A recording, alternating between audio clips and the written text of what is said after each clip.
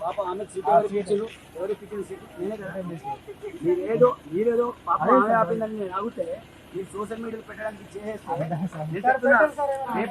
ఇల్లు రాకపోతే వహించాలి. నేను కొన్ని విషయాలు మేము పెట్టేస్తాం. నేను ఈ రోజు వెళ్ళమ్మా చెప్తున్నాను, ఈ సోషల్ మీడియాలోకి వచ్చినానుకో నేను ఇక్కడ ఒక ఇల్లు కూడా ఏం చేస్తాను, ఏమైనా ఊరికేది ఉంది సోషల్ మీడియాలో పెట్టడానికి